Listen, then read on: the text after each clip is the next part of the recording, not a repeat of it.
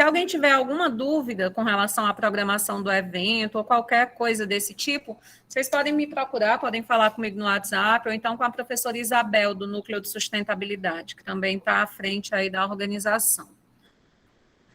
Vou colocar aqui nossos slides de hoje. Pronto, e lá vamos nós. Como a gravação está começando agora, eu vou dar boa noite de novo, né, para ficar registrado aí. Boas-vindas, de volta, mais uma semana. Está bem pertinho do final do semestre, né? Temos agora praticamente 3 semanas de aula e aí começamos semana de AV2. Se Deus quiser, né? Mais um semestre vencido com sucesso, em nome de Jesus, se Deus quiser.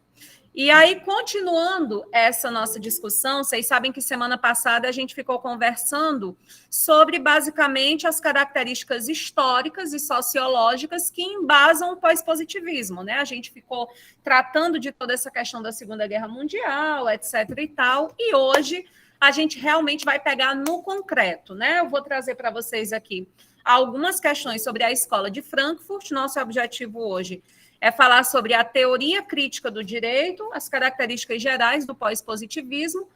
E só para que vocês entendam aí a nossa lógica, a gente vai fazer o seguinte: na semana que vem, a gente vai falar sobre o panprincipio... Não, mentira. Na semana que vem, a gente vai falar sobre os princípios constitucionais, que são os mais aplicados ao pós-positivismo. Na semana seguinte, a gente vai falar sobre panprincipiologismo. E na última semana de aula, a gente vai falar sobre a dignidade da pessoa humana como princípio motriz aí da nova interpretação hermenêutica no Brasil. Então, a gente só tem 3 conteúdos para encerrar o semestre, né? Esse de hoje, mais esses 3. E aí, fiquem atentos, tenta acompanhar a leitura. Não sei se vocês conseguiram já dar uma vista, passar pelo menos uma vista no material que eu deixei. Eu deixei um artigo científico desde a semana passada, né, para essa aula de hoje, que é justamente tratando sobre teoria crítica do direito. Massa, Ana Flávia, maravilha. E aí, se vocês tiverem já alguma consideração, alguma dúvida, alguma coisa nesse sentido, vocês já vão me passando, que a gente já vai discutindo.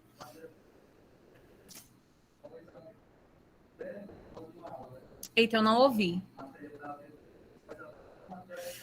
Ótima pergunta. Gente, o colega está aqui perguntando sobre a AV2, o conteúdo que vai cair. Então, via de regra, o conteúdo não é cumulativo, mas vocês sabem que é extremamente importante, né, não deixar as dúvidas lá do que a gente estudou para a AV1. Mas o que eu vou cobrar efetivamente nas questões, né, é realmente aquilo que a gente está vendo depois da AV1, tá bom?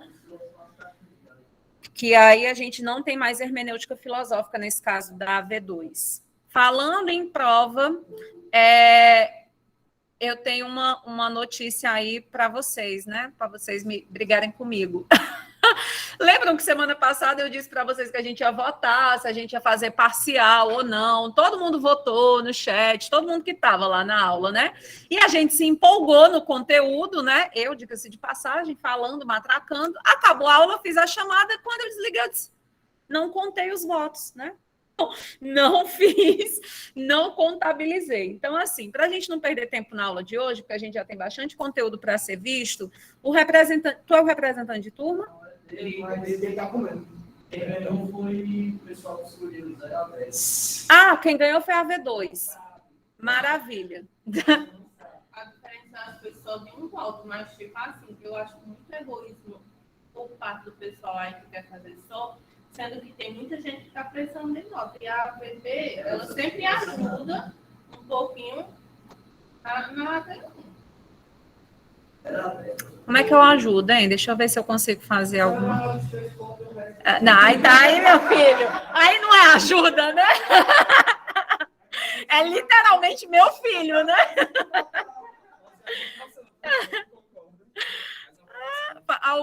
Põe as dicas aqui, o Estácio fazendo uma prova fácil, né?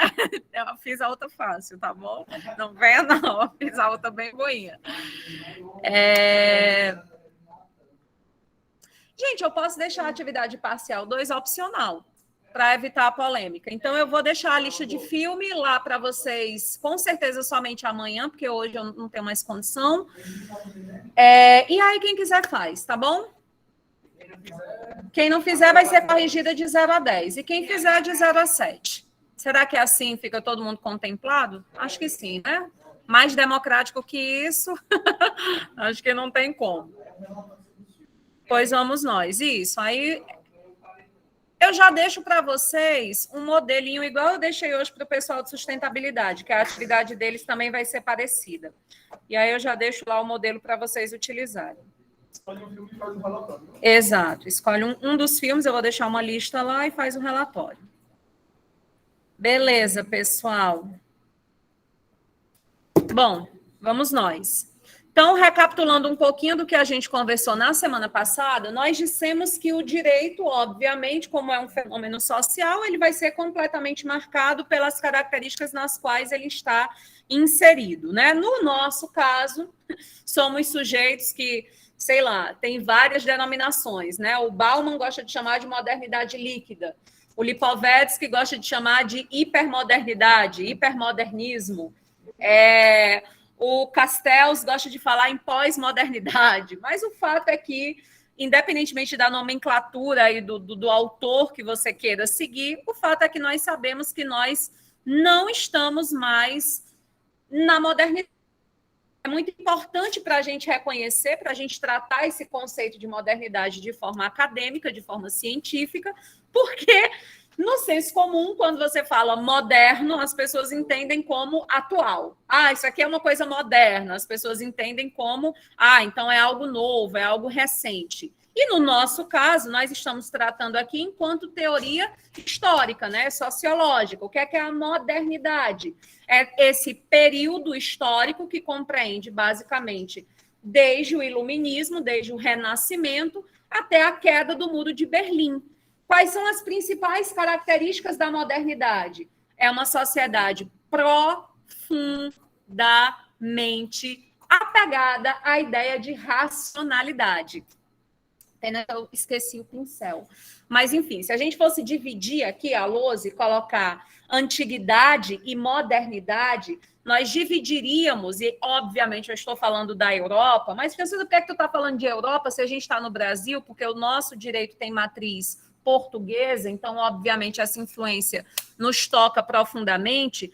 Se a gente fosse dividir o direito antigo do direito moderno, e a gente vai ter essa separação no âmbito de como interpretá-lo, nós diríamos o seguinte: o direito antigo é o direito do antigo regime, é o direito do absolutismo monárquico. Quais são as principais características daquela sociedade do antigo regime? Por isso que essa nova sociedade, né, essa nova constituição, nós chamamos de moderna. É moderno porque está oposto ao regime antigo. A sociedade antiga, né, regime feudal, por exemplo, é uma sociedade estamental. A gente não tem mudança de classe. Você nasceu servo, você morre servo, vai ser a vontade de Deus. É uma sociedade teocêntrica. Deus no centro de todas as coisas. Eu não estou preocupada em ser feliz nessa vida. Minha preocupação é ser feliz na próxima, é ir para o céu. E o direito é profundamente tocado por essas características. Nosso direito tem base divina. Nosso direito não está pautado, né, nisso que para nós hoje é algo absolutamente natural, falar em liberdade, em igualdade, em solidariedade. Não existe essa concepção. E a gente tem uma base profundamente ligada à tradição, ao costume, ao justnaturalismo, ao direito romano e à vontade do soberano, que no final das contas, né, é quem vai ditar as regras. Meu povo, eu sei que talvez fique parecendo assim, que ninguém nunca vai querer saber de ti isso, né? Aí essa semana eu tenho um aluno, tem muito aluno aqui, graças a Deus, assim, a gente acaba fazendo amizade. E aí Mauro terminou direito, tá com ano passado, e ele está tentando agora o mestrado na UFC. Vai agora para a última etapa. Segunda-feira foi a entrevista dele. E aí, primeira pergunta que a banca fez, ele está concorrendo na linha de direito constitucional, né? O que é que você compreende da frase deixar viver, fazer morrer? E aí, o Mauro disse, Francilda, na hora, eu só lembrava daquelas putarias, desculpa, viu, minha gente, é porque a linguagem da gente é muito assim, a gente tem muita intimidade para isso, daquelas putarias de hermenêutica, porque é uma frase do Foucault em que ele vai justamente tratar sobre essa questão do o deixar viver, fazer morrer, é a vontade do rei, é o antigo regime, é o direito que não encontra limitação, porque a vontade do rei é a vontade soberana, é o sujeito que é o representante de Deus na terra, etc. e tal. O contrário dessa realidade, que é a modernidade, é justamente a de um direito positivista, onde esse fazer morrer e deixar viver, ele pode até acontecer. Se a gente tem, por exemplo, uma pena de morte, tudo bem. Mas não é dependendo da vontade desse soberano, não é mais uma questão subjetiva, mas é algo que vai estar pautado em código, em lei. E esse conjunto de leis aí, esse código, ele não tem mais uma base espiritual ou religiosa, mas ela tem por base uma razão iluminista, né? Aquela coisa, quando acontece algo inesperado, aí diz, não, é porque foi a vontade de Deus. No antigo regime, né? Mas que a gente, enfim... Usa até hoje. É. Mas antes era bem... Ainda tem gente. Que no senso comum, tranquilo. E assim, desde que a gente... E eu digo, e eu estou falando senso comum, mas até a ciência, né? Dessa que tem base, uma proximidade com a perspectiva espiritual, enfim, é como diz Shakespeare, né? Mais mistério entre o céu e a terra do que julgavam filosofia. Mas o que eu estou querendo dizer aqui é que no direito não podemos mais. Então, qual é a concepção da idade moderna, da sociedade moderna, do direito moderno? É um direito extremamente apegado à ideia de racionalidade e à ideia de progresso. E a ideia de que quanto mais as pessoas tiverem acesso, por exemplo, à informação, à educação, mais essa sociedade progredirá, mais essa sociedade será ordenada, mais essa sociedade terá condição de ser justa. E é por isso mesmo que eu vou confiar no legislador, nesse conjunto de regras que tem uma base epistemológica, que tem uma base racional. Ninguém poderá, de forma alguma, aplicar algo contrário a essa lei. Na semana passada, a gente viu toda aquela bagaceira, toda a tragédia que foi o século XX, com a Primeira Guerra Mundial, com a Segunda Guerra Mundial. Nós vimos todas as questões da psicanálise, né? Todas não, mas a gente pelo menos passou ali uma vista falando que a desconstrução dessa objetividade do sujeito humano, passamos a reconhecer que somos subjetivos. Diante de tudo isso, não há mais como nós acreditarmos nessa racionalidade, nesse caminho de progresso que a ciência iria nos trazer. O direito, portanto, gente, a partir dos anos 20 do século 20, por volta de 1920, ele vai começar a ser influenciado por um conjunto de teóricos, e aí são teóricos das mais variadas áreas. Nós temos filósofos, nós temos juristas, nós temos sociólogos, nós temos um conjunto grande de pensadores que começam a discutir uma teoria crítica na escola de Frankfurt. Então, é basicamente sobre essa escola de Frankfurt, né, que a gente vai tratar hoje, para a gente entender as bases epistemológicas desse direito crítico. Então, entenda que a escola de Frankfurt, que é lá do início do século XX, inclusive anterior à Segunda Guerra Mundial, ela não é uma escola crítica do direito, ela é uma escola crítica do conhecimento científico, da forma como se produzia ciência, acreditando-se que a sua base era inteiramente racional e que a ciência seria capaz de resolver todos os problemas.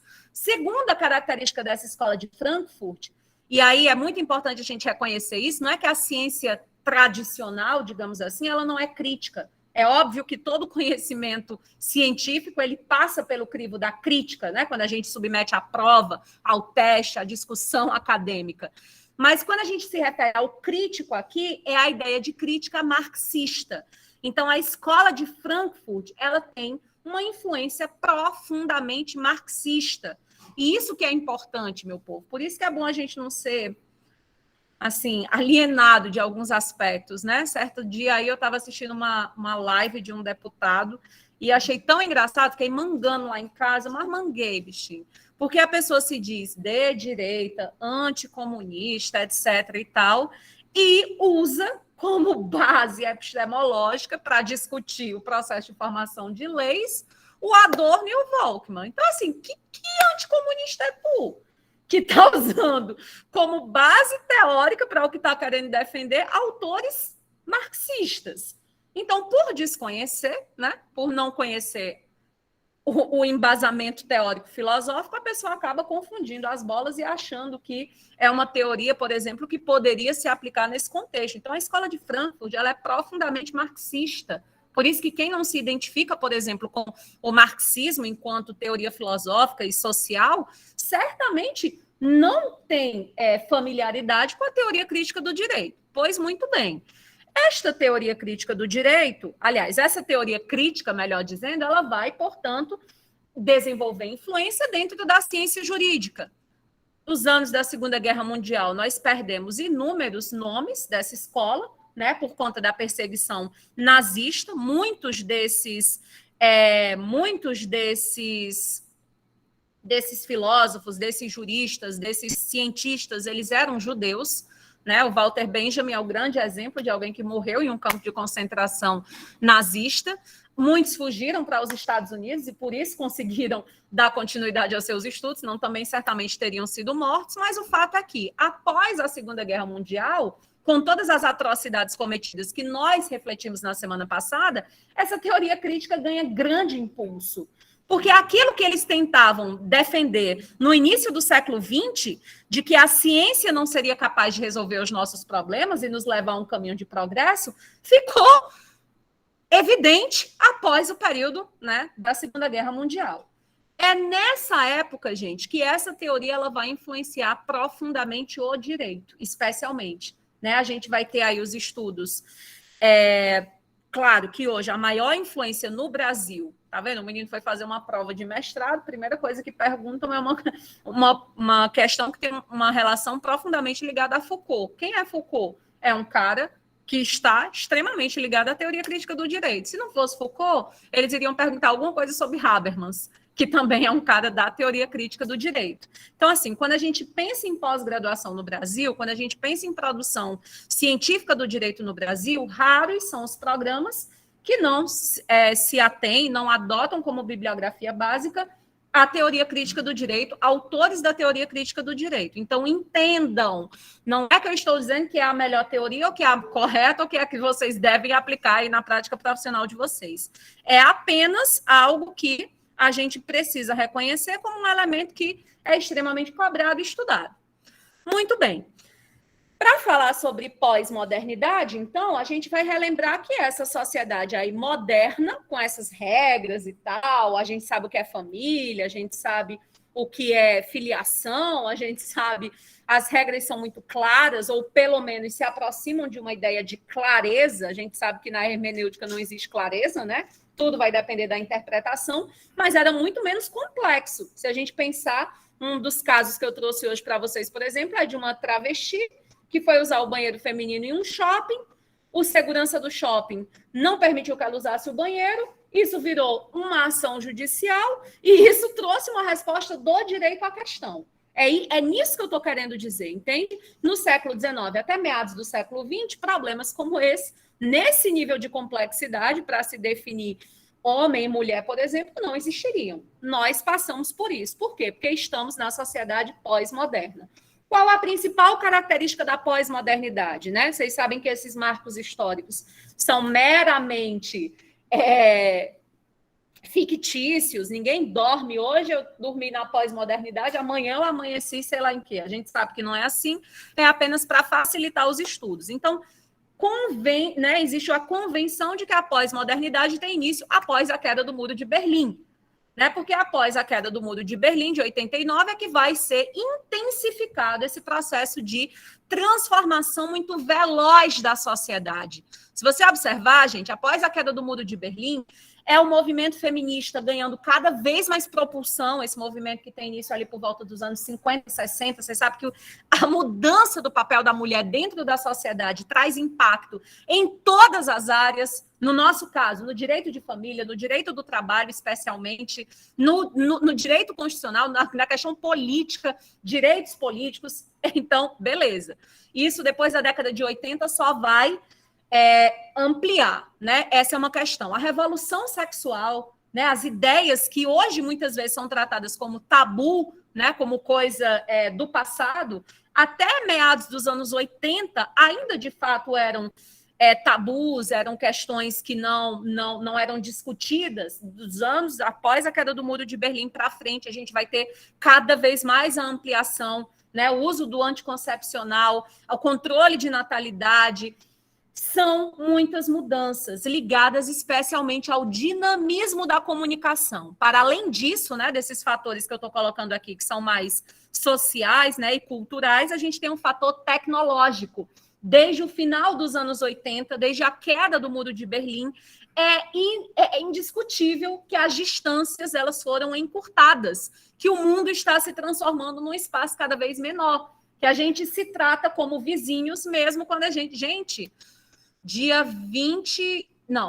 18 eu vou fazer o lançamento virtual do meu livro. Eu tenho 2 convidados, um vai estar em Fortaleza, eu estou aqui em Juazeiro, e o outro convidado está em Coimbra. E a gente vai se encontrar apenas com a chateação para o coitado que está lá em Coimbra das 4 horas de diferença, né? Aqui vai ser 6 da tarde, lá 10 da noite.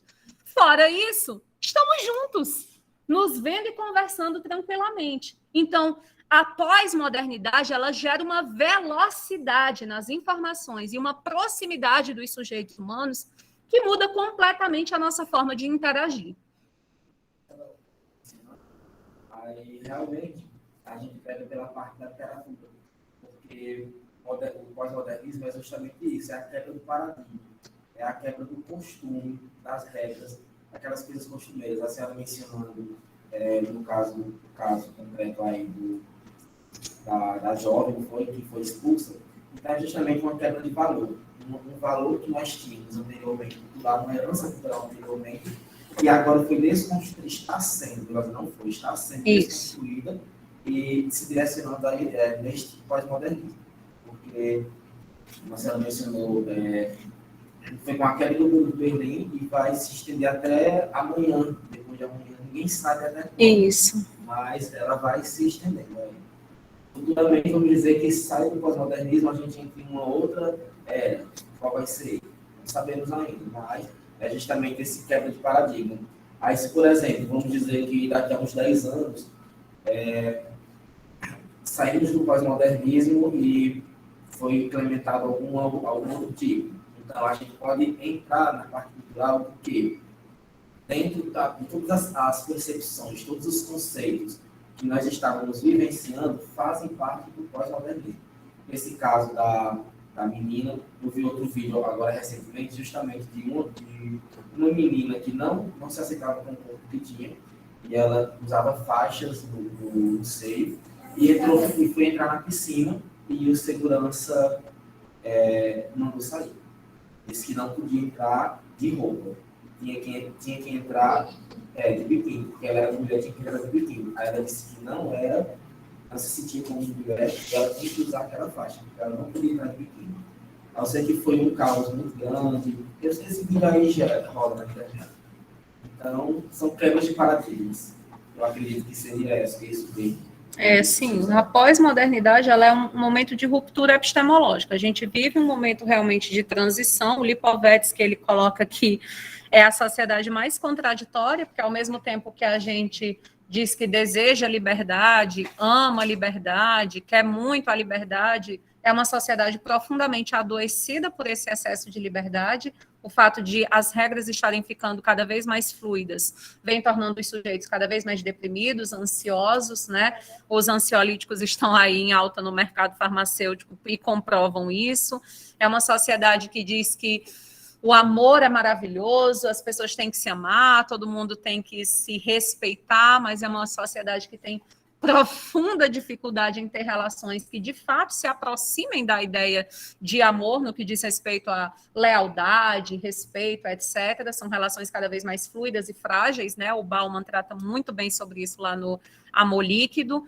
E o fato é que tudo isso vem repercutindo no direito, meu povo, especialmente no direito das famílias.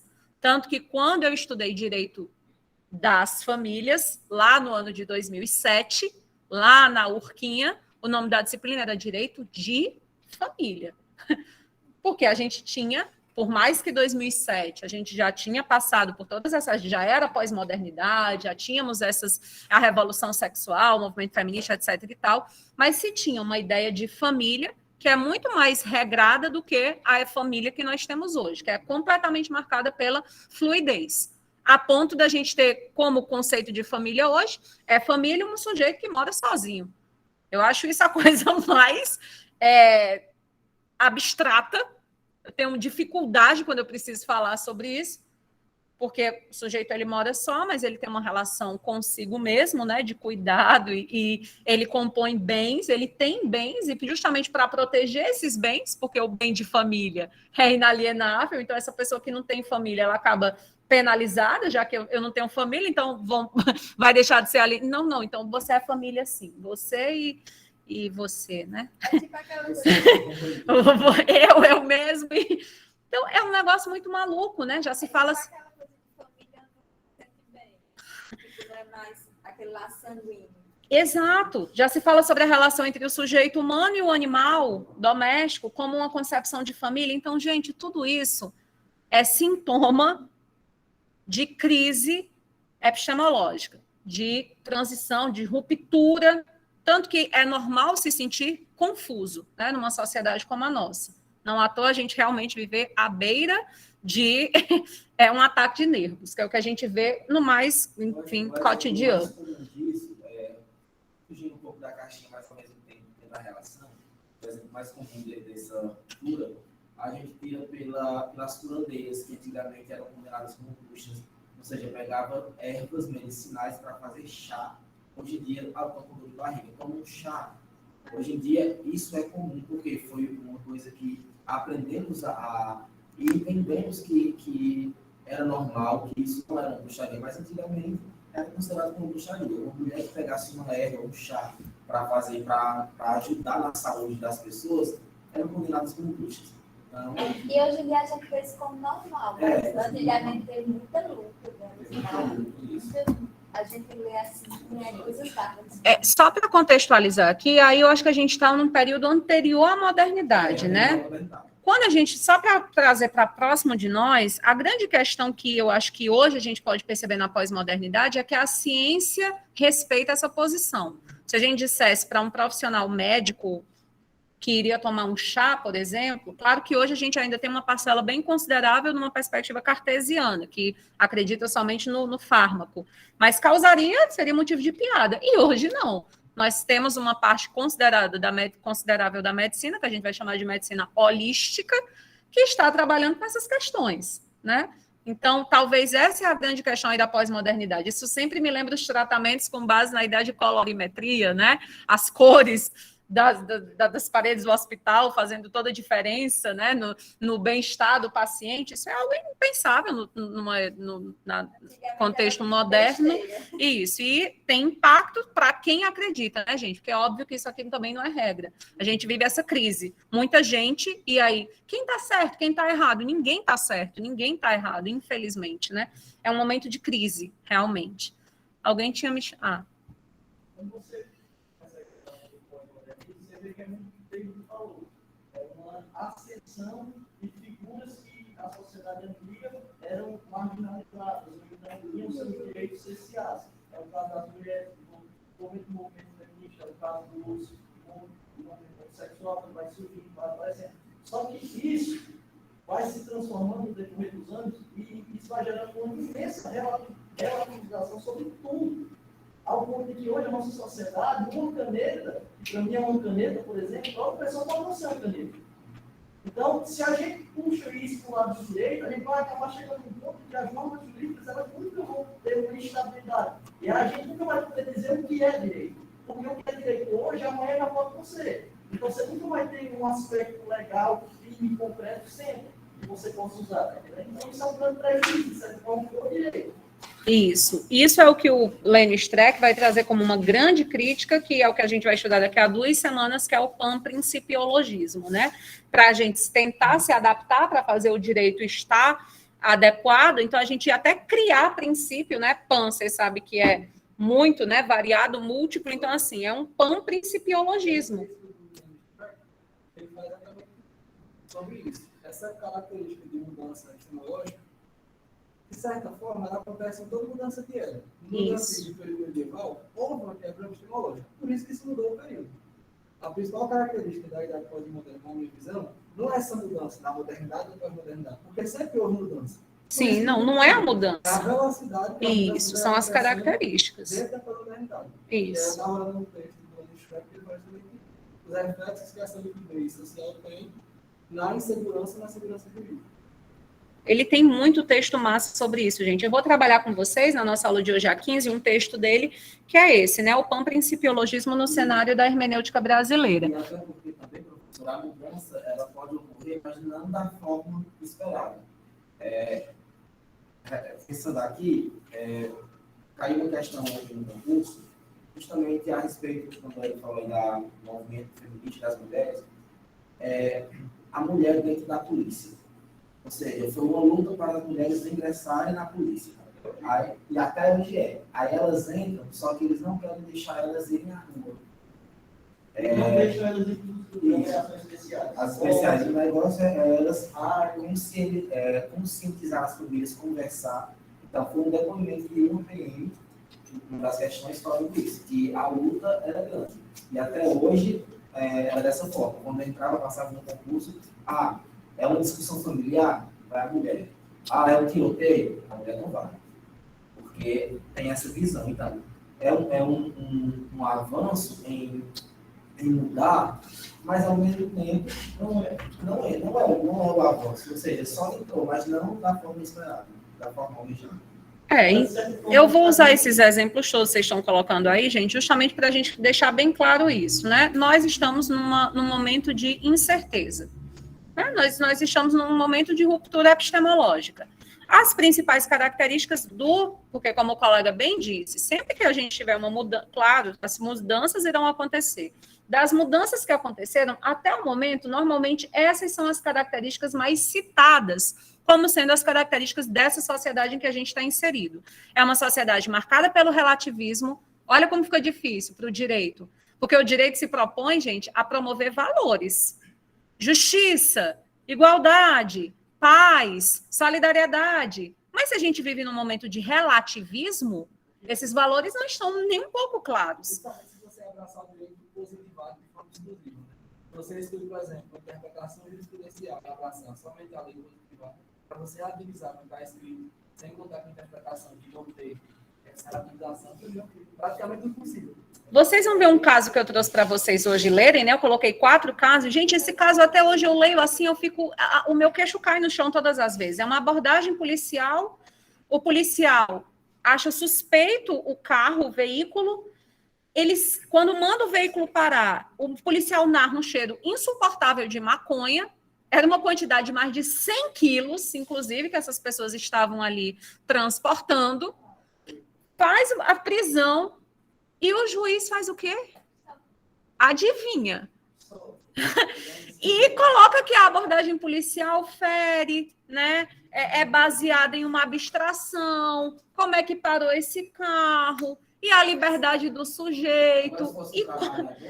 E como é? E aí não é para criar maniqueísmo, não, tá, gente? Para a gente dizer assim, esse lado é bom, esse lado é mau. É só para a gente perceber o dano que esse relativismo vem causando, que a intenção, aí eu volto sempre a essa frase, de boa intenção o inferno está cheio. A intenção pode ser até boa, de que maior flexibilidade, maior liberdade, etc, etc, etc. Mas nós precisamos ver no real, no concreto, o que é que esse excesso de flexibilização da norma pode provocar. Porque é claro, gente, é claro não, né? Porque nada é claro aqui, mas trazendo uma concepção muito particular, eu não acredito que esse juiz achou que a decisão dele tem base principiológica. Aí a gente está lidando com outras questões, porque o direito é político, o direito é ideológico. Nós sabemos que corrupção, nós sabemos que interesses econômicos, políticos, podem resultar numa decisão como essa.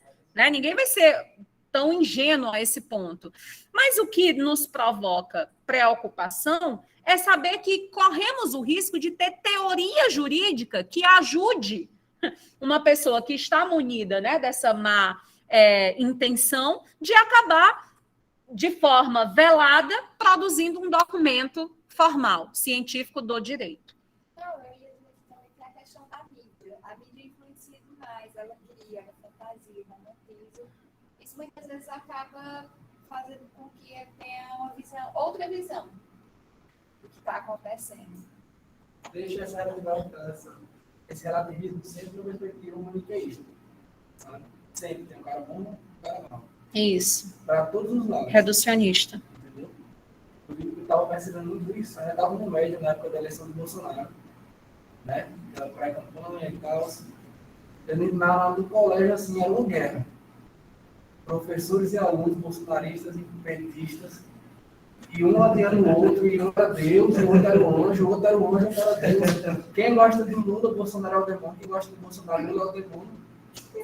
Não se avança. Os dois é o demônio, né? Não se avança. Bolsonaro é um pouco. Todo esse maniqueísmo, eu acho que já é algo que está. Como é que eu posso dizer? Meio inerente à própria natureza humana. O Harari, no seu livro Sapiens, uma Revista da Humanidade, ele discorre muito sobre quando o ser humano chegou no patamar econômico, né, e vai. E meio que ele fala, eu não sei se foi literalmente nessas palavras, que meio que o maniqueísmo é muito utilizado em todos os contextos históricos ou políticos da sociedade, a gente vê algum respaldo dele, porque é mais fácil o ser humano compreender aquilo. Porque, tipo, esse exemplo que o Matheus utilizou agora das eleições, Lula versus Bolsonaro, claro, em outras vias políticas, em outros contextos, é uma magnitude muito grande para você compreender todo aquele processo político que a gente estava vivendo naquele momento no Brasil. Porém, para a maioria da população, sempre vai ser melhor fazer o que eles estão vivendo, para deixar só um lado aqui e outro lado aqui, tudo, basicamente. A Marilena Chauí, trazendo uma autora mais popular, né? A Marilena Chauí fez um vídeo muito bacana sobre isso, na época dessa confusão aí, dessas últimas eleições, tratando exatamente disso que você está colocando, né? Como o sujeito humano, ele é extremamente viciado até, é necessário para a nossa estabilidade emocional, que a gente tenha algum mínimo de segurança, então a gente se sente mais confortável, a gente tem uma sensação mínima de bem-estar quando a gente acha que sabe o que está fazendo, o que é o certo, o que é errado, né? Então, sabendo-se disso, que não é algo novo, né? E aí também, eu acho que a teoria da psicanalítica contribui muito com isso. Esse jogo, né, para simplificar, para reduzir, é algo que ganha muito facilmente as massas, até porque esse pensamento crítico, reflexivo, essa busca por não, deixe-me ver quais são os elementos aqui que podem ser úteis e aqueles que eu devo desconsiderar, vamos analisar os impactos disso aqui, no âmbito econômico, político, social, afetivo, etc., isso dá muito mais trabalho, e nem todas as pessoas estarão aptas intelectualmente a isso, especialmente num país como o nosso, em que a educação carece de investimento, e não é do governo Bolsonaro para cá, não, né? É de aproximadamente 500 anos. Então, é óbvio, né, que... Basicamente, você pega um fórum educacional, político e econômico nos Estados Unidos, e toda a gente vê que a própria democracia deles está entrando em vertigem atualmente. Isso. Não é uma coisa que foi com o Trump. Não, acho que desde do Watergate, acho que foi aquele fenômeno que teve na década de 70, desde ali já estava... Nunca foi. Essa ideia de que a democracia americana sempre teve um patamar perfeito, que ela deveria ser o exemplo, querendo ou não, se você for analisar bem, ela também tem deficiência como a nossa e como as outras. Claro, teve um maior sucesso ao longo do tempo, porém a gente consegue encontrar poder em praticamente tudo. Tanto que essa temática da crise da democracia é uma das questões que mais vem encontrando espaço na academia, né? Se a gente dá uma olhada hoje nos programas de pós-graduação, as teses, as dissertações que estão saindo, gente, é muita gente discutindo isso. O Castells, inclusive, meu povo, um livrinho maravilhoso, acho que está R$30 na Amazon, inclusive, é dessa finurinha. Ele vai falar sobre a democracia em crise, né, analisando essa ruptura, inclusive analisando Estados Unidos, Europa e alguns países da América Latina. Ele cita o Brasil de forma superficial, mas é maravilhoso para a gente compreender exatamente o que você está colocando. Não é uma questão Brasil, até porque a pós-modernidade rompeu essas barreiras. É muito difícil que a gente tenha um fenômeno que não esteja impactando, né, a sociedade em rede. É um conceito também do Castells. Está tudo interligado. Então, todos acabam mexer na teia, né? Eu estou mexendo aqui nessa pontinha da corda, vai reverberar por onde ela passa. Então, sabendo disso, relativismo, pluralismo, tá aí essa, né? Enfim, são diversas teorias, são diversas concepções, são muitas formas de se considerar a forma adequada de se viver em sociedade, o individualismo, né?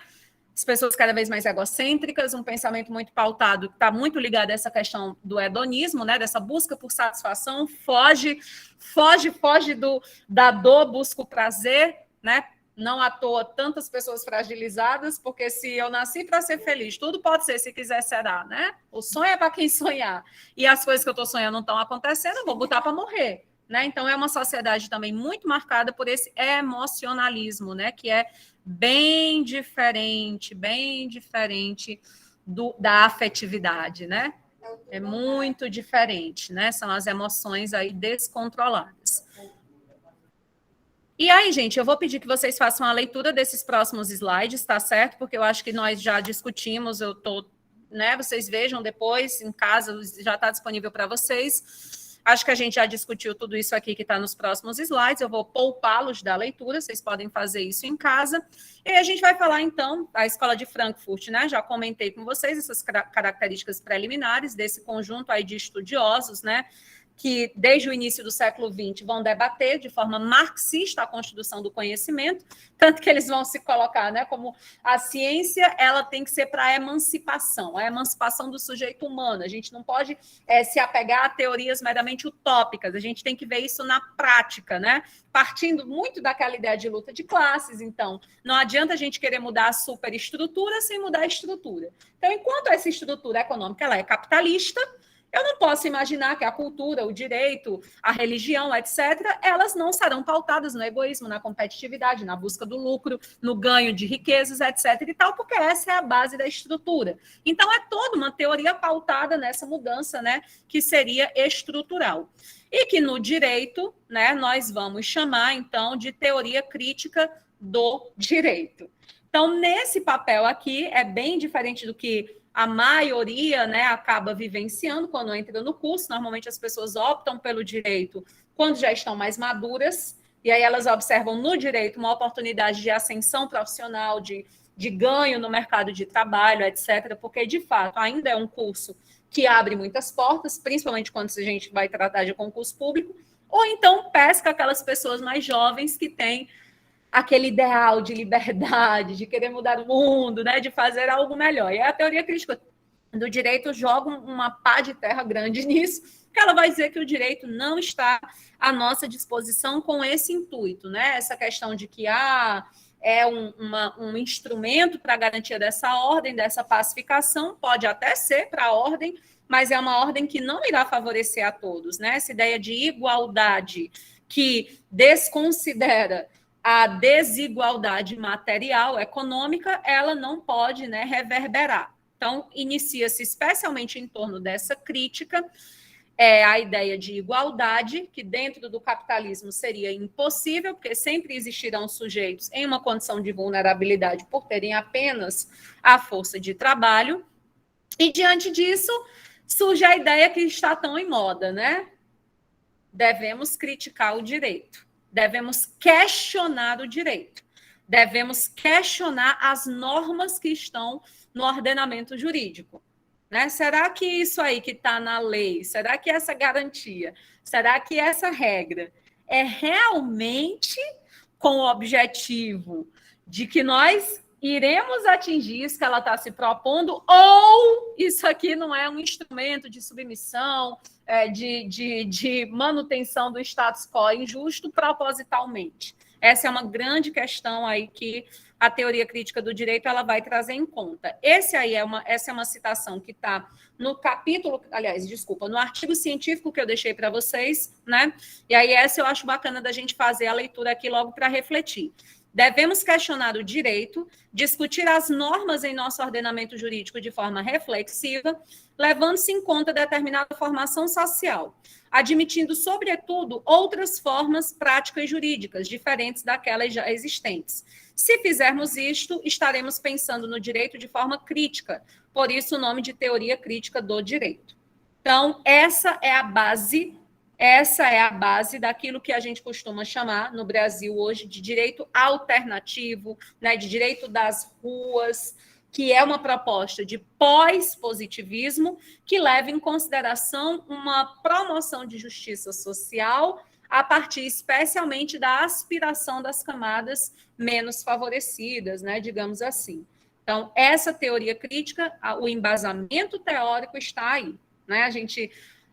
Do que adianta você me dizer que no Brasil, desde 2001, a gente tem um Estatuto das Cidades para garantir que as cidades sejam sustentáveis, justas, inclusivas, se eu moro em uma cidade e ela não é nada disso.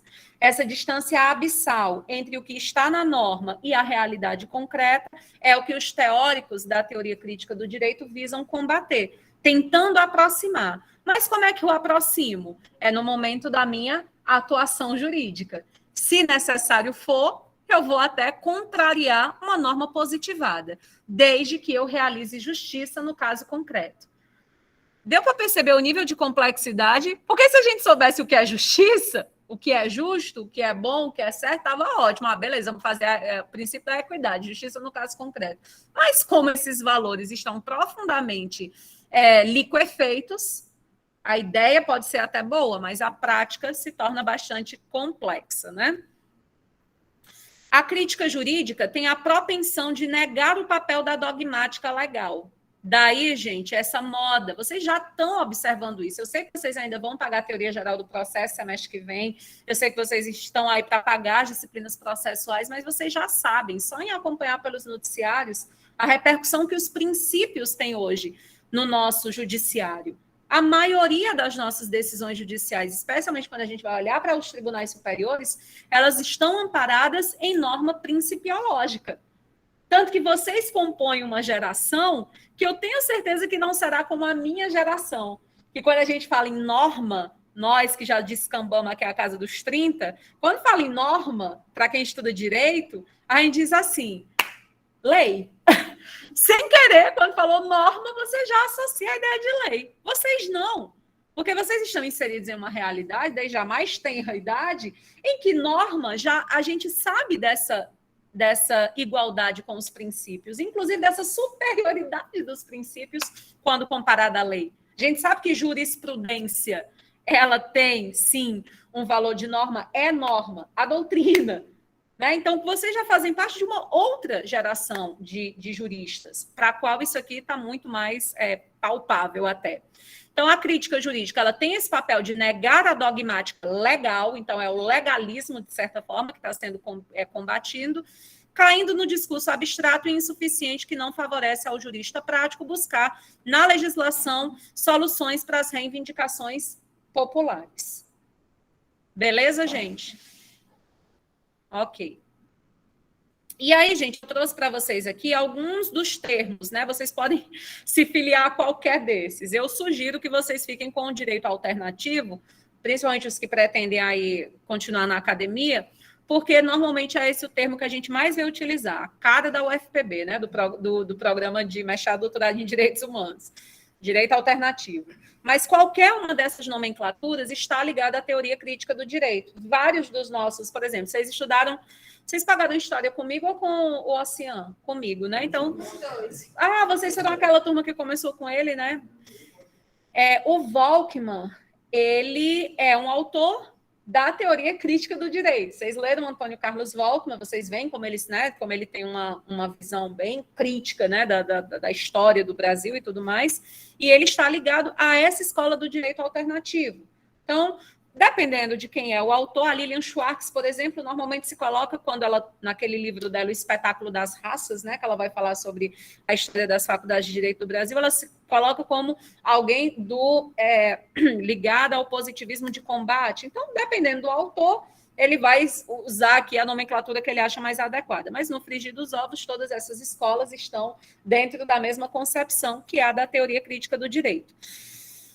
O que a gente fala quando a gente está falando, então, desse uso alternativo do direito? Visa uma interpretação diferenciada das contradições, ambiguidades, lacunas do direito numa ótica democratizante. Não é? Meu esposo é policial penal. Ele estava me dizendo esses dias que, antes de uma oitiva do preso, ele estava acompanhando o preso, ele disse que o cara nervoso, né, disse assim, senhor... o que vai acontecer agora? Aí ele disse, agora é a oitiva. Mas o cara fez, e o que é isso? O que vão fazer? Né? Ele explicou por cima e tal, e aí que quando voltou lá para a unidade prisional, o cara, muito obrigado, senhor, foi muito bom para mim saber que era isso e tal, senão eu ia ficar... Então, o direito, de fato, a gente também não pode fechar os olhos e dizer que no positivismo jurídico, em que se tem uma ideia de que na legislação a gente vai encontrar amparo, principalmente num país como o nosso, né? Porque é inegável que a gente não passou por reforma agrária, reforma urbana, é inegável que a gente tem um problema gravíssimo de desigualdade social. Então, por outro lado, vivemos essa questão de que na flexibilização das normas, sem um mínimo controle, nós também ficamos em situação de vulnerabilidade, né? Então, essa é a questão aqui. Nós precisamos democratizar o direito? Precisamos. Nós precisamos garantir que a distância entre a realidade e o que está positivado não seja abissal? Precisamos. Ou quem é que gosta, minha gente? Eu tenho certeza que vocês não gostam. Vocês devem estar pagando já direito constitucional e a cada nova aula de direito constitucional, a cada avanço que a gente dá no direito constitucional, a gente vai se sentindo mais frustrado. Porque é uma carta política muito maravilhosa. Mas cadê aquilo ali na minha vida? Né? Então, a teoria crítica do direito, obviamente, se propõe a isso. Né? Olha só essa última concepção aí. É o direito paralelo, emergente, insurgente, achado na rua, não oficial, que coexiste com aquele emergente do Estado. É um direito vivo, atuante, que está em permanente formação, transformação. Então, se a gente fosse definir, né? E isso, obviamente, não pode encontrar amparo no positivismo. A gente está aí no campo do pós-positivismo jurídico. Outra definição, essa daqui é do João Maurício Adeodato, né, que é um hermeneuta pernambucano aqui da UFPE. Ele diz, o direito, dentro dessa visão do direito alternativo, ele é um instrumento de luta a favor da emancipação dos menos favorecidos, dos injustiçados, numa sociedade como a brasileira. Consequentemente, descarta-se o caráter de apoliticidade, imparcialidade, neutralidade dos operadores. Né? O direito é político, sim. Né? As regras, elas existem sempre com algum viés ideológico. Dentre os principais motivos do movimento está a construção de uma sociedade socialista e democrática. Claro que é socialista, né? A base da teoria toda está amparada no marxismo. Tudo bem que em várias escolas, a gente não tem como falar sobre a escola de Frankfurt como se fosse uma coisa só, ela está dividida em gerações, né? Existem os autores de primeira geração, de segunda geração, e cada vez mais eles vão se afastando dessa perspectiva do marxismo tradicional, que costuma se apegar apenas à ideia de luta de classe. Mas o fato é que, independentemente da geração, a base é marxista, sim, né? Isso é inegável. A escolha metodológica de grande parte dos seus adeptos é explorar as contradições à legalidade vigente. Os alternativos privilegiam como parâmetro nuclear a efetividade da legitimidade das maiorias e a implementação da justiça social. É tipo o exemplo que a colega colocou aqui no início da aula, né? Ela disse, olha, por a maioria diz que não quer fazer a parcial, mas não é justo. Existe uma parcela de pessoas que não se beneficia com essa decisão, embora tenha sido a maioria. A gente precisa olhar, então, para essa minoria e pensar no que é que pode ser justo também para que eles se sintam contemplados. É um exercício típico da teoria crítica do direito. Eu diria, inclusive, que a gente precisa se preocupar hoje em dia também com a ditadura da minoria. Eu diria bastante isso. Então, a gente precisa se preocupar com todos esses lados, porque nunca podemos esquecer. Acho que nisso, conheço as críticas ao Freire, mas nisso acho que ele acertou muito bem. O sonho do oprimido é ser opressor em algum momento. Então, essa questão de que é uma classe oprimida e tudo mais, a gente precisa também ter muito cuidado. Então, não temos respostas prontas. Estamos todos aqui diante de um problema que não tem solução. Por um lado, gente, é maravilhoso para quem vai advogar. Eu tenho um aluno que eu sou, assim, fã incondicional, a gente também virou amigo, né, que é Cleuso, até estava postando umas coisas dele hoje no meu Insta. Cleuso, desde o primeiro semestre que ele dizia, ele sempre foi um cara muito CDF, muito estudioso, eu estou para ver quem é mais estudioso que Cleuso, e ele, desde o primeiro semestre, ele disse que vai ser advogado. Ele nunca, né, na cultura jurídica do ensino que a gente tem, as pessoas veem alguém muito estudioso e dizem, qual concurso? Esse menino vai ser juiz. que ele estuda muito, ele tem potencial, né? Quem não, você não, então você vai ser advogado, né? Que é uma coisa assim completamente louca que a gente ainda cultiva no ensino jurídico brasileiro. Mas enfim, Klaus como advogado, a gente se beneficia demais, porque se não tem certo e nem errado, eu tenho uma amplitude assim muito grande para defender os interesses do meu cliente. Eu tenho uma possibilidade imensa, Priscila, mas tem um código de ética da OAB, com certeza. Não estou dizendo para você ser antiético, nem. Eu estou falando que dentro da eticidade, meu filho, o leque está muito aberto. Gente, a gente vai ver hoje, inclusive, foi um dos casos que eu deixei para vocês, o cachorro que assinou a petição com a pata do juiz. E é caso real, e a gente sabe o que aconteceu, e foi aqui no Ceará, foi em Fortaleza, inclusive. Aí vocês assim, minha gente, o que é que não pode? Porque se uma pessoa chegasse para mim e me perguntasse isso no âmbito de uma consulta, eu dizia que não. Já fui professora de TGP há muitos anos atrás, alguns anos atrás, não. Pode, que aceitaram.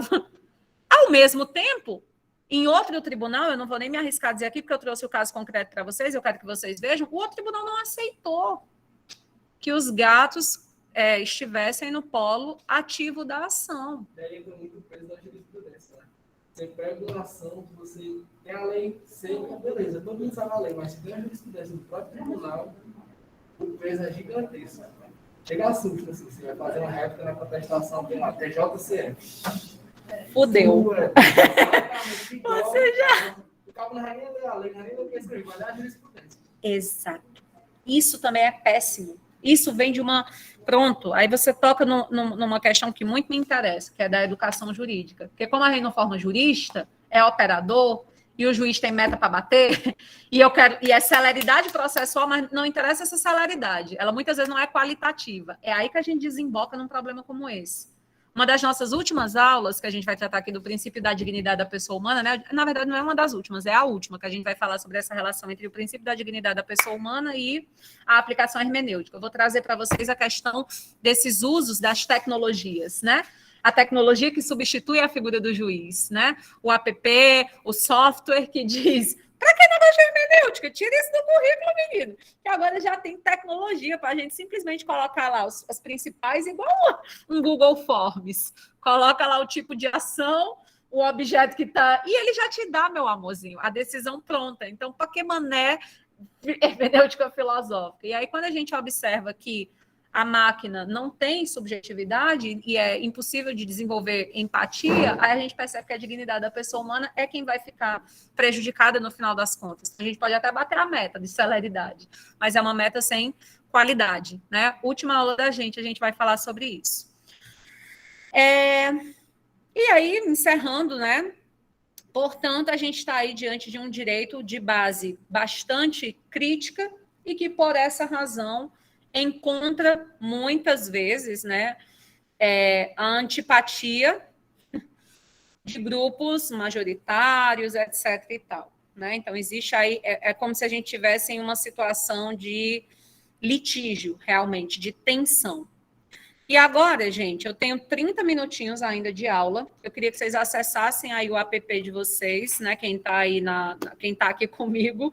Quem está comigo aqui virtualmente, vai no Unileão Digital, por gentileza. Eu deixei na data de hoje, caso 1, caso 2, caso 3, caso 4. Eu quero que vocês leiam esses 4 casos, né? Eu vou dar 15 minutos, não é aquela leitura, a leitura aprofundada, com calma, você vai fazer em casa. Eu quero que você passe pelo menos uma vista para a gente discutir aqui mais ou menos como eu cobraria isso na nossa questão da AV2, né? Para ficar o treinamento certinho. Até para quando você for estudar para a prova, de repente, você voltar para a aula e ver como é que eu disse que iria cobrar. Beleza? Então, vou dar 10 minutinhos, vou ali aproveitar para beber uma água, tá bom? E volto 15 para 8. São 7h30, 15 para 8. Combinado, gente? Vocês que estão aí no Meet, alguém diz sim? Para eu saber que vocês ainda estão aí. Sim. Obrigada. Beleza. Tranquilo, Diego. Gente, quando eu for fazer a chamada, lembrem que eu não posso colocar falta no Diego, tá bom? Ele vai precisar se ausentar agora, mas ele estava na aula.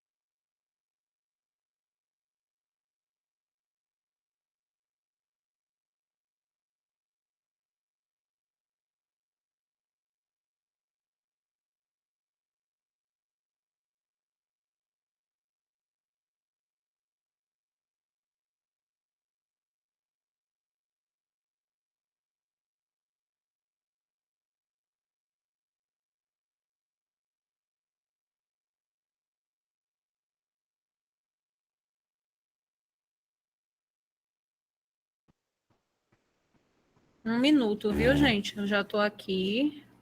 Vou abrir para vocês aqui os casos. Todo mundo conseguiu ler? Vocês que estão aí no Meet, vocês leram? Vocês aqui conseguiram?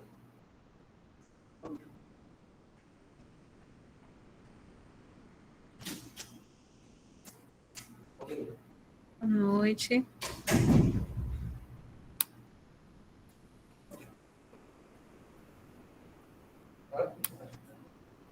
Gente, eu não vou abrir todos os casos, porque eu acho que, enfim, todos vão trazer a base que eu queria discutir com vocês, que é o fato dessa liquidez, né? Eu quis deixar bem claro, em exemplos reais, em exemplos concretos, essa situação que a gente vive, né, de que a gente está no contexto da pós-modernidade. Eu vou abrir esse caso aqui porque ele é um dos mais comuns, é uma das coisas que a gente vê acontecendo assim cotidianamente, talvez de repente seja até um tipo de ação que vocês ainda vão trabalhar para quem for para a área das famílias.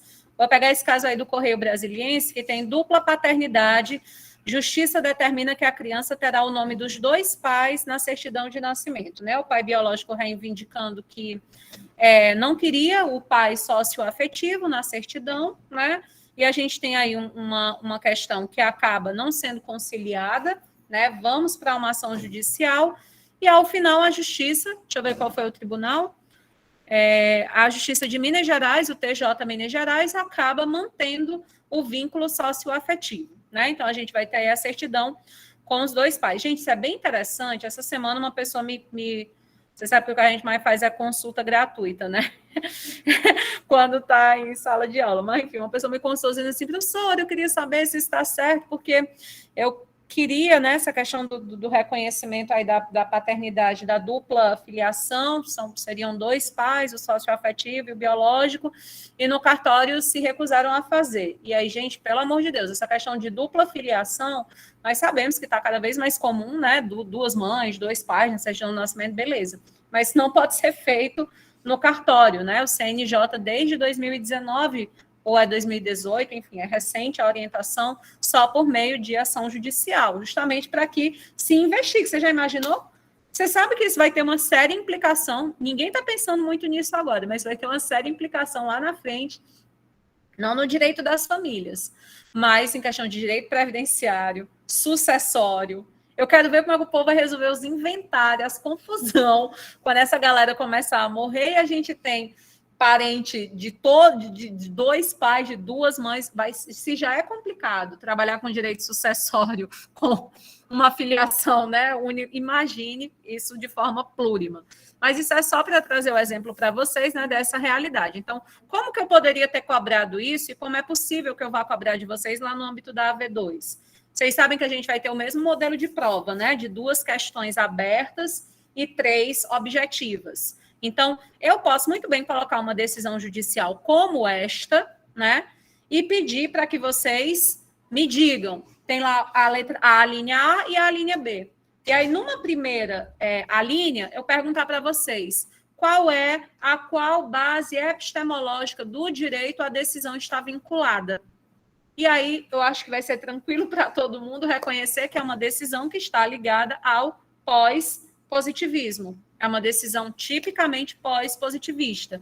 Por quê? Porque ela não tem um embasamento legal. Porque se você pegar o Código Civil, chacoalhar ele todinho, você pegar o normativo legal que for, você não vai encontrar um artigo de lei te garantindo isso. Mas você vai encontrar o quê? Você vai encontrar uma série de princípios, embasando, como vocês veem aí na leitura, né, dessa reportagem que faz uma espécie de síntese, tem o papel aí dos princípios da afetividade, do interesse, do melhor interesse do menor, da proteção desse menor, e é com base nos princípios, portanto, que a decisão está sendo tomada. Então, essa seria aí a letra A da tua questão, né? É uma decisão de base pós-positivista, por quê? Justifica a sua resposta, né? Porque ela tem um amparo principiológico, porque o pós-positivismo, ele está bastante amparado no embasamento axiológico, né, nos valores, e não necessariamente na norma legal. Então, isso poderia ser... E aí, gente, fiquem atentos, porque eu também às vezes fico imbuída, né, de uns espíritos ruins, assim, que me dá, às vezes, quando eu tô fazendo a prova, não sei o que é, depois que eu faço, passa, volta a ser eu. Mas eu posso muito bem colocar lá para vocês uma decisão judicial que não é pós-positivista, nem é positivista, nem é coisa nenhuma. É erro mesmo. E aí você vai indicar a questão da nulidade. Você vai dizer, essa decisão não tem embasamento. Né? Me lembrem, me cobrem para eu trazer para vocês, alguém que faz caridade aí com o professor, me diga para eu trazer algumas decisões para dar o exemplo para vocês na semana que vem, porque as pessoas ficam naquela, né? Que o juiz é gente, a juíza é gente, eles também erram, ou eles fazem de propósito, ou eles tomam decisões que, pelo caráter ideológico e político do direito, podem estar equivocadas. E aí, nesse caso, se eu coloco uma pergunta como essa, atenção. Como é que eu sei, professor, então, se não é positivista, nem está amparada no pós-positivismo? Meu amor, uma adesão positivista, normalmente, ela está ligada àquela exegese tradicional. A exegese clássica, a literalidade, né? A coisa, no máximo, teleológico sistemático. Pronto. Passou disso, está embasado em princípio, né? Você vê claramente que o que provocou o convencimento do juiz foi a jurisprudência, foi o caráter principiológico, então é pós-positivista. Agora você leu a decisão todinha, e o que você vê é só o samba do crioulo doido, o juiz querendo dizer, eu acho, na minha opinião, que é uma das decisões que eu tenho, inclusive, para trazer para vocês como exemplo concreto. Isso aí, meu irmãozinho, não é positivismo, não é pós-positivismo, não é nada. Isso aí é uma decisão eivada de nulidade. Ela está ferindo um princípio básico do direito processual, que é a motivação, né? Está corretamente embasada aí na cabeça do sujeito. Então, gente, vai ter essa questão na AV2, tá bom? Então, se liguem nisso, por favor.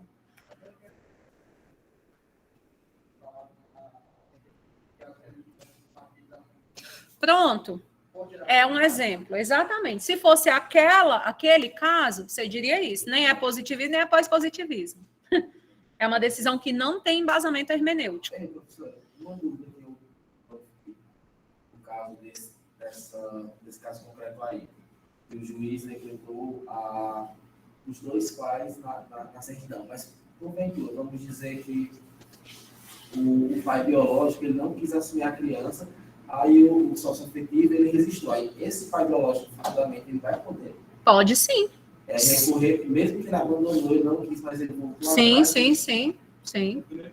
É, exatamente. Com certeza. Professora, e se o filho tiver já for adulto, ele pode entrar na justiça para... Aí fica mais... se a gente for por uma perspectiva positivista, legalista... Sim, mas se a gente for no que é mais comum, isso aí certamente não seria o caso, porque já não tem mais o interesse do menor, já não tem mais a questão da proteção, o vínculo de afetividade nunca existiu, então seria muito tranquilo. Eu vejo sempre ao contrário, por exemplo, ele está registrado no pai biológico, aí anos depois, aí resiste no sócio afetivo. Caso de pessoas assim, 18, 20 anos, não resiste. Do novo pai. Agora, ao contrário, pensei que não Tudo isso já aconteceu, viu, gente? Vocês estão trazendo várias situações concretas. Inclusive, um dos últimos casos que eu vi que eu achei super interessante no direito das famílias foi um cara que ele viveu a vida toda sem ter o registro, mas ele sabia que o cara era o pai biológico dele, ele conviveu com a família desse pai biológico, ele já tinha 50 e tantos anos de idade quando esse pai biológico faleceu.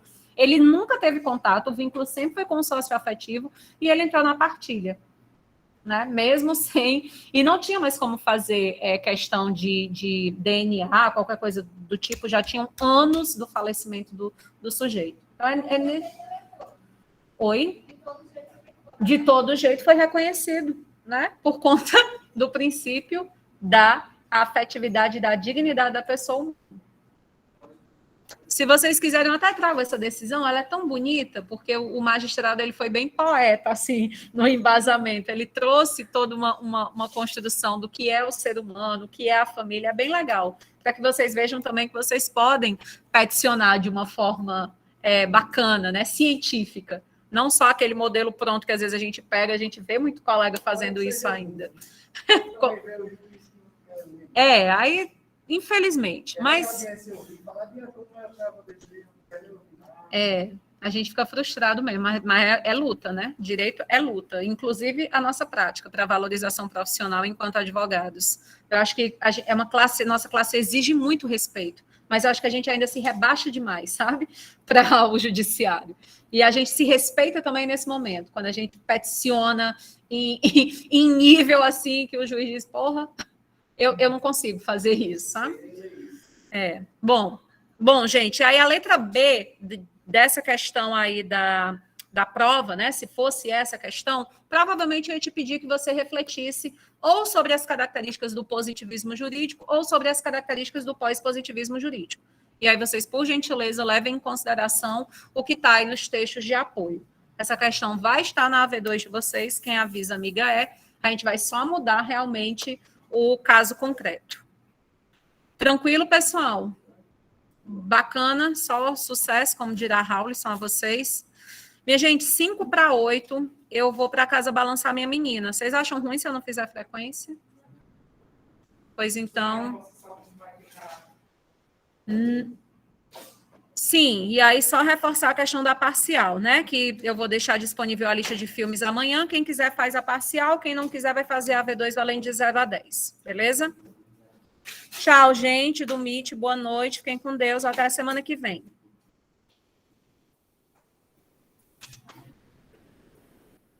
Oi, Arlan, pode falar.